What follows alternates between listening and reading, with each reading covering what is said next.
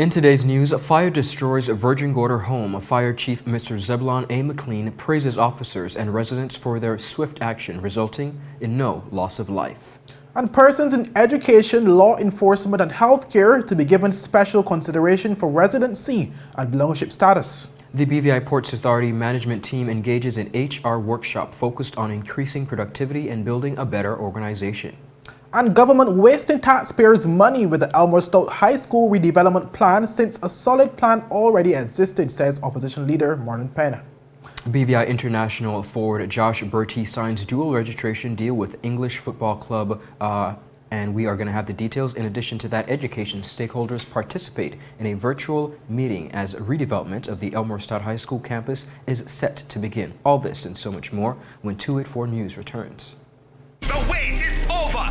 CCT Fire is here! Experience ultra-fast downloads, seamless streaming, and even more reliable connectivity on an all-new fire-blazing super-fast CCT Fiber network. CCT Fire, bring it home and upgrade today. Well, welcome everyone. It's Wednesday the 19th of January 2022. I'm Kamal Haynes. And I'm Ron Grant. Thank you so much for tuning in and a happy Wednesday to each and every one of you. Before we get into our newscast today, the management team of the British Virgin Islands Ports Authority participated in a workshop on January 13th, 2022, which took on a hybrid method. Now, the workshop was facilitated by the agency's Human Resources Manager, Mrs. Patricia Blaze Adams. The authority, in a press release, said the aim of the Human Resources workshop was to delve into a variety of topics aimed at increasing productivity and building a better BVI Ports Authority. Now, a number of subject areas were covered, such as emotional intelligence, understanding human resource, and the role managers play, and performance management. Now, viewers, we begin on a thankful note, but quite a very scary one all at once. Last evening, January 19th, 2022, after 8 p.m., residents became alarmed by a loud explosion. Shortly after the loud noise was alerted nearby residents that something was wrong. Chief Fire Officer Mr. Zebalon Mclean said reports were then made to the Virgin Gorda Fire Station of a home on fire. Now, viewers, the wooden home and a vehicle parked on the premises were located at Princess Quarters, South Valley, Virgin Gorda. In speaking to our newsroom via a phone call on the significant damage to the property and the time it took to eradicate the fire, Mr. Mclean shared this. Listen in. Thank you, Mr. Grant. Well, last night at just after 8, one of the Virgin Gorda residents said they heard an explosion, and when they looked, they saw a house on fire. So they called us. We got the first call at 8:20, and the officers in Virgin Gorda responded, got to the scene, and started to get to work at about 8:34. It was a little difficult going. They had to use some creative methods to get past some obstacles, but they were eventually able to get to the house. And by 9:01, all the small hoses, all the big hoses, the ground monitors, the volunteers, everybody was at work. Unfortunately, there were no hydrants in the area. So with that happening, we have to do a bit of creative shuffling back and forth. Fortunately, we got some assistance from Mr. Dwight Flex and Mr. Ricardo Flex, some heavy equipment operators that brought the water trucks. And we were able to get that fire under control and 75% of it extinguished by 10 p.m. So after 10, it was just a matter of walking through the structure and putting out this little bit, that little bit, covering the embers and that kind of thing. So by 12:09 in the morning, it was completely extinguished. Unfortunately, there was a total loss to the structure, as well as a parked car that was inside. Fortunately, there were no casualties. And in a case like this, it's very easy to quantify what you lost, but it's impossible to quantify what you did not lose. And were it not for the actions of these officers and the assistance they got from the community, there would have been many more houses lost. They did a fantastic job, a wonderful job. Now, viewers, Fire Chief Mclean also took the time to share just how proud he was of his officers and the residents of Virgin Gorda, who he said single-handedly assisted in extinguishing the fire. We got assistance from our firefighting colleagues from the BVI Airports Authority. They brought their truck and assisted us. We got help from VISA, the Virgin Islands Search and Rescue. We got help from our colleagues from the Virgin Gorda police officers. Again, from Mr. Dwight Flax and Mr. Ricardo Flax. Our governmental colleagues at Public Works, they brought a backhoe and helped to dig a trench so the fire couldn't spread. And we got help from a large number of the public. They were there pulling hoses and helping us, whatever it is that needed to be done, they were assisting us. This reminds me of 2017, following Irma, when communications was cut off to Virgin Gorda, and the Virgin Gorda community came together and started to go to work to restore the island. It was a wonderful scene to see, everyone working together. Those guys got back to the station at about 45 minutes past 12 with a job well done. It was a wooden structure about 40 feet by 16 feet approximately. But this is an example of what can happen when we work together. I am extremely proud of my officers. They were all there, the full-time officers, the part-time officers, the airport officers. They were there and they were determined against all odds, and there were some odds against us, to get this fire out, and most importantly, to prevent it from spreading and causing a much greater disaster. My heart goes out to the owners of the house that they have lost their property. But fortunately, they are still alive, and that is the most important thing. We're here to save lives first and protect property second. So thank you very much for allowing me this opportunity to give credit where credit is due, and to tell you and everybody how proud I am of my officers, whether they're in Anegada, Virgin Gorda, Johnson Dyke, or Tortola. I thank them all very much for their efforts and for a job well done. Viewers, the cause of the fire is still being investigated. Now, while there was immense damage and all property was lost, we're thankful that no injury or loss to life took place. Great news, Ron. Moving on, viewers, where government has revealed plans to update the Immigration and Passport Act to give special consideration for residency and belongership status to workers in education, law enforcement, and healthcare.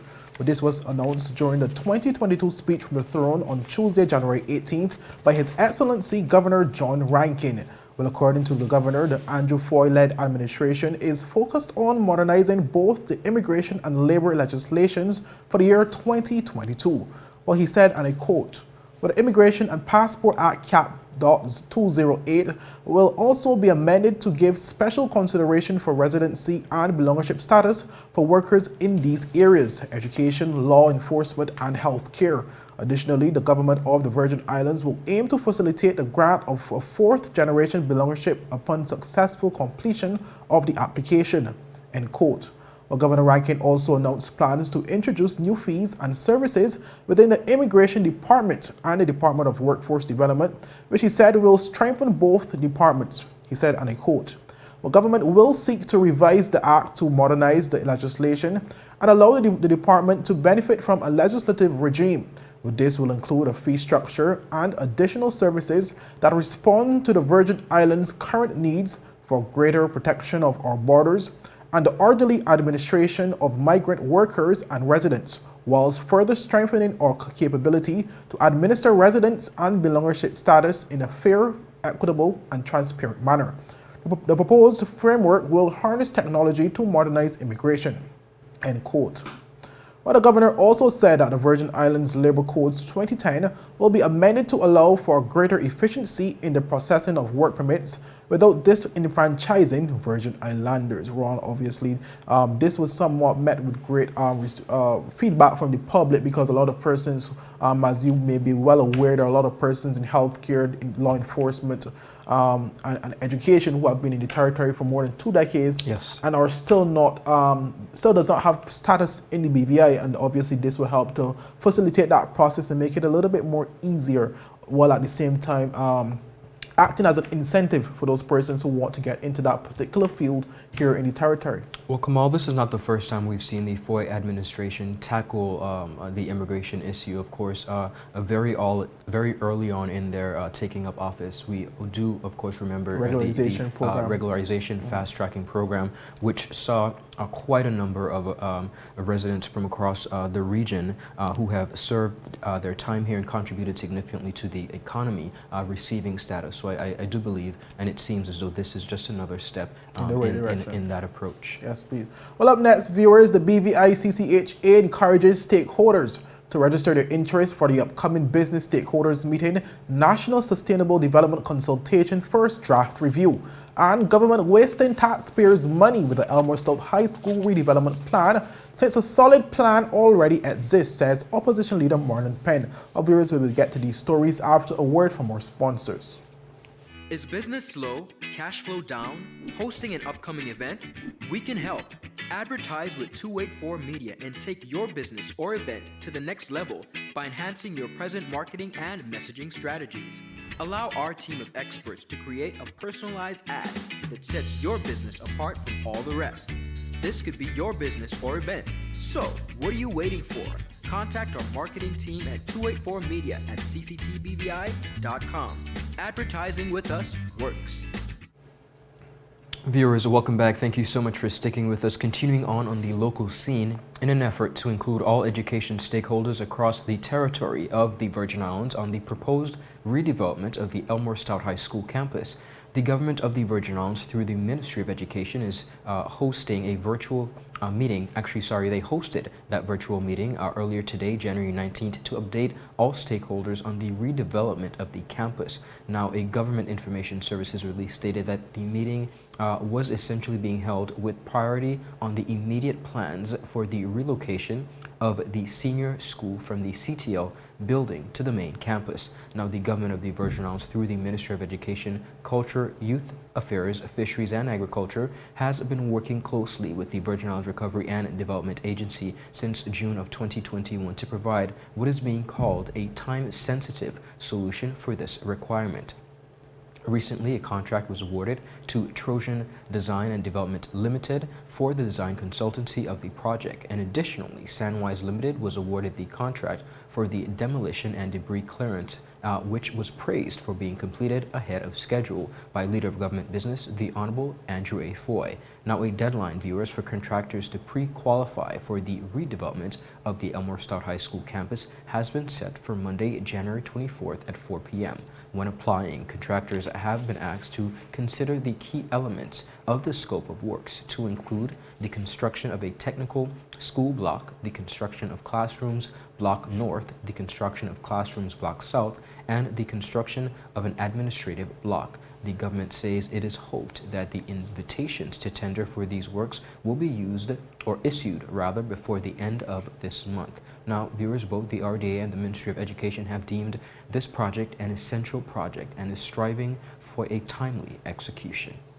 Our viewers, moving on, where we see somewhat of a response to that meeting, where the opposition leader Marlon Penn believes that the government is wasting taxpayers' funds with their new redevelopment plan for the Elmore Stoutt High School, stating that a sound plan already exists, which previously went through a thorough process.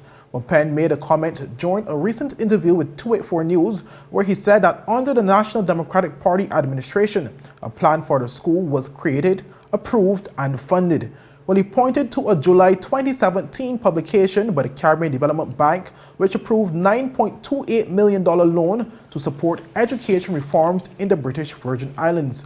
Well, among those reforms, plans included the construction of a multi-purpose complex, classrooms, and other minor works at the Elmore Stoutt High School, and the upgrade of a science and technical and vocational education and training labs and workshops at the school. In addition, the high school and the Virgin Islands School of Technical Studies were to both receive equipment, tools, and learning materials, as well as learning resources and assistive devices for students with special needs. When speaking on the new redevelopment plan under the Andrew Foy-led administration, Penn said that a solid plan already exists for the development of the school. He He said, as opposed to totally ignoring the existing plan, he believes the modifications could have been made if the VIP administration had any issues with the previous plan. Take a listen. No, I agree. I agree, what I would say is government is a continuum. And the money that we spend in government are the people's funds. And I think we need to be more responsible, particularly with the people's funds when we're talking about moving forward with major projects like this. That's why it's important to have a national strategy for our country going forward. And for the government now, 3 years after a forward budget, to now talk about having a discussion about developing a plan when there was plans that were done years ago. Monies were already allocated to develop these plans. Funding was already allocated from the CDP to fund these plans. If there needs to be adjustments, modification, then we do that. We can't just continue to scrap the plans that are developed for this country from the hard-earned taxpayers' money and continue to move down in this direction. We cannot continue to throw our money when monies are scarce in these times.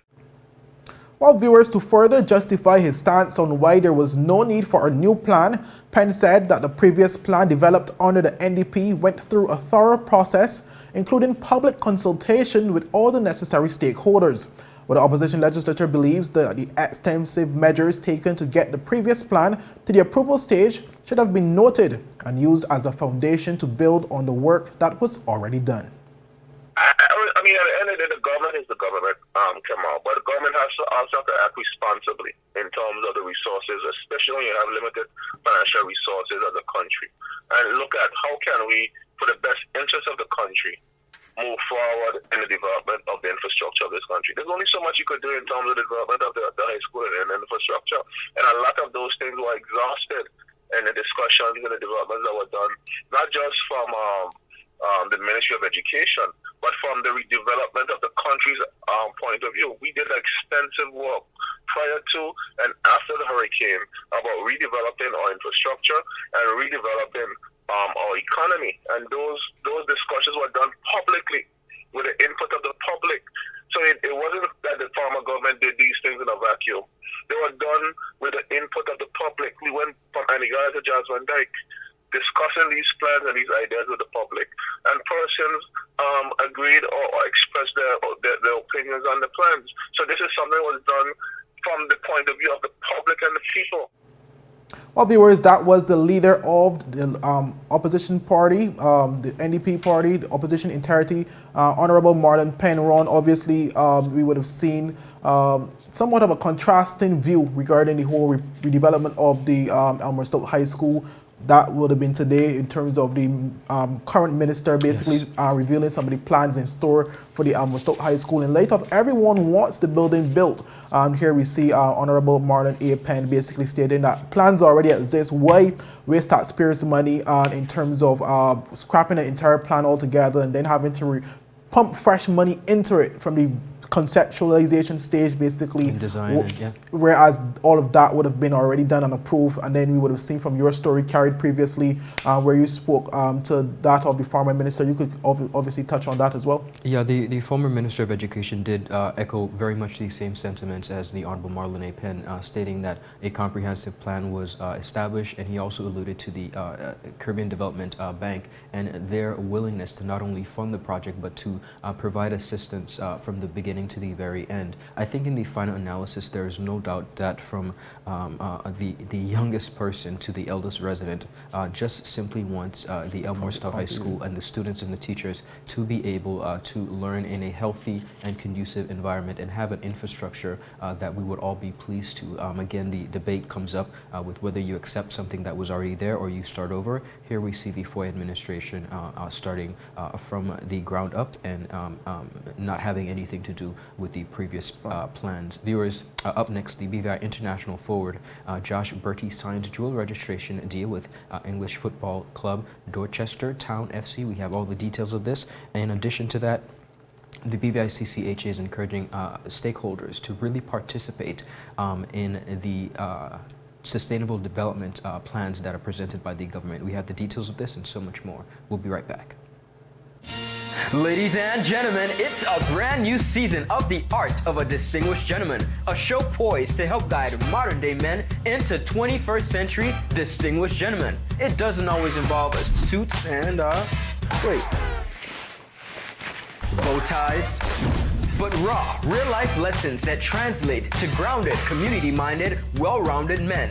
This season, I'm taking you on an entirely different journey, from chefs to dancers, philanthropists, communications specialists, and much more. I'm heading outside in the field to share the journey of some of the BVI's best and brightest men.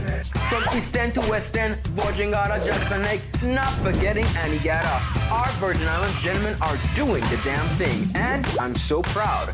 Get ready to reason, reflect, and redirect. We are the movers and shakers of this generation, and we ain't afraid to show it. The Art of a Distinguished Gentleman, Season 3 by yours truly, Ron Grant, raising a generation of greatness.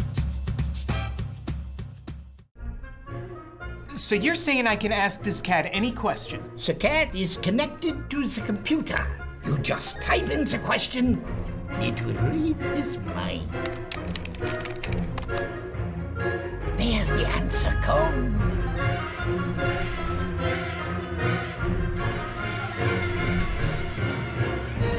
You're the man! I've been looking for this for weeks.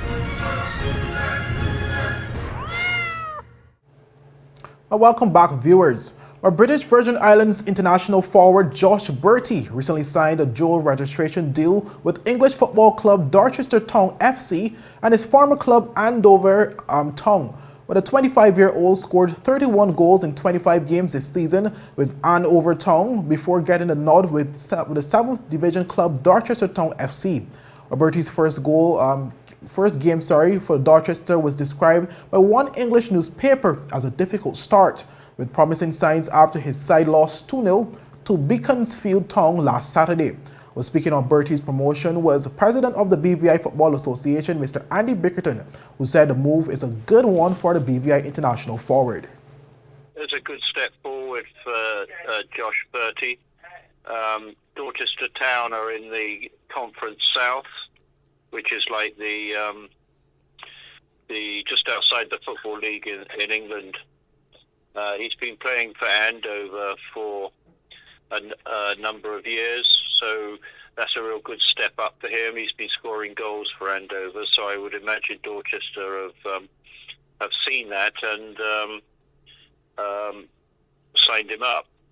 So from the FA's perspective, obviously he'll be playing at a higher level of football, which we're really pleased about, and the sooner we have some of our other young players coming through to do the same thing, the better. Well, President Bickerton also said that Bertie's advancement in professional football is inspiration for the upcoming youths here in the territory, that they too can reach similar levels once they put in the necessary work. It's a demonstration that the opportunities are there if you work hard at your game, and we've got a lot of good young players coming through that have made their debuts already for the national team. And I think, quite honestly, it's only a matter of time before some of those will get professional contracts. So in terms of motivation, I think it's very motivational for our young players, particularly those that are at school, that they know there is a pathway for them to achieve a professional contract and play the game that they love and make money from it. Well, viewers, for those persons interested, Josh Bertie's next game for his new club is Saturday, January the 22nd against Chesham United at around 11 a.m. BVI time. Ron, just to comment on this quickly, obviously, this is a big achievement not only for Josh Bertie, but also for the local footballers here in the territory, on the basis that obviously it's not the English Premier League, which is the highest division in England football, but it's still in the step in the right direction where local footballers can say, well, okay, well, one of us from this little island, this little territory, basically made it all the way to England and playing competitive semi-professional football. We too can make it one day, and as the head of the Football Association, Mr. Bickerton, is stating as well, you know, obviously we would have seen what he would have been doing in 2021 and prior in terms of plans to put the necessary infrastructure in place to allow more locals and more persons from the territory to make their way into professional football, not only in England, but there are other leagues across the world, basically, that these persons,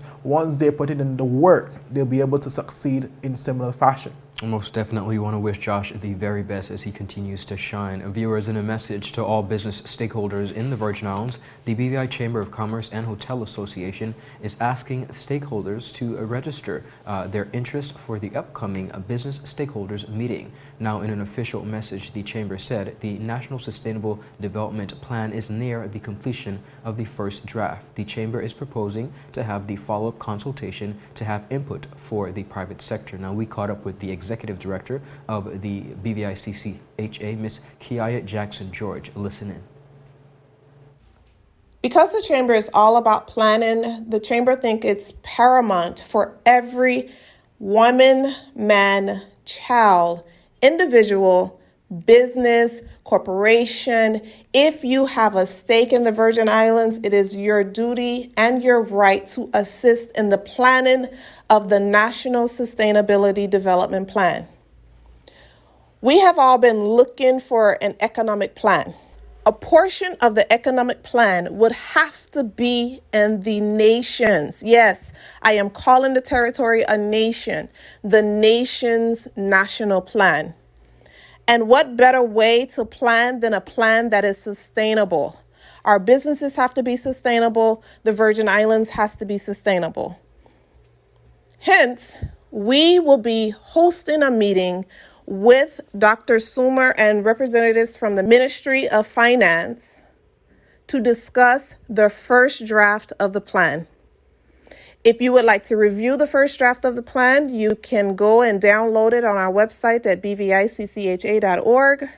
Click on resources and then acts and plans, and it's right there.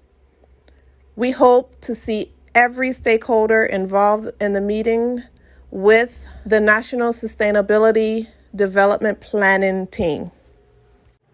That was Executive Director of the BVICCHA, Mrs. Kiaya George. Now, viewers, just to put this all into perspective for you, the government of the Virgin Islands is preparing to implement its proposed National Sustainable Plan as it is seeking the public's input through a series of public consultations. Now, the government of the Virgin Islands has said that the National Sustainable Development Plan was created with the goal to strengthen the resilience of the society to withstand future hurricanes, pandemics, and any other crisis that may come, and to secure the future prosperity of all Virgin Islanders through sustainability. Now, the public consultations will be held for 1 month and will allow residents the final opportunity to make comments, recommendations, and submissions. Now, the public is also urged to send their submissions to nationalplanbvi@gov.vg. Once again, that's nationalplanbvi@gov.vg.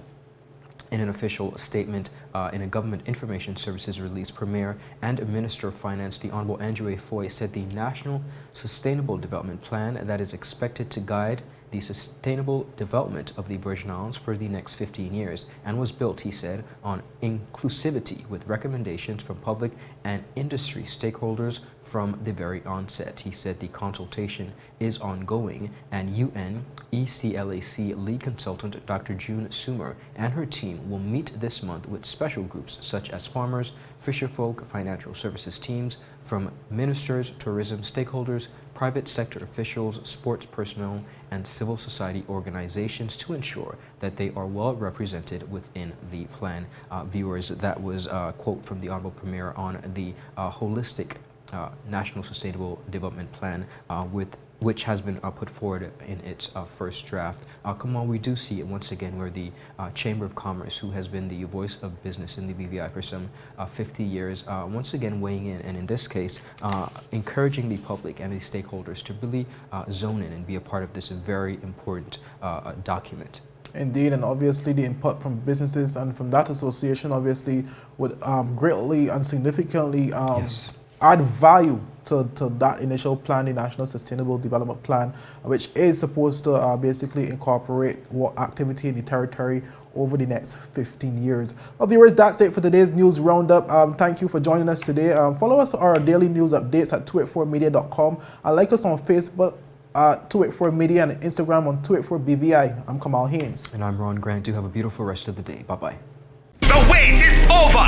CCT Fire is here. Experience ultra-fast downloads, seamless streaming, and even more reliable connectivity on an all-new fire-blazing super-fast CCT Fiber network.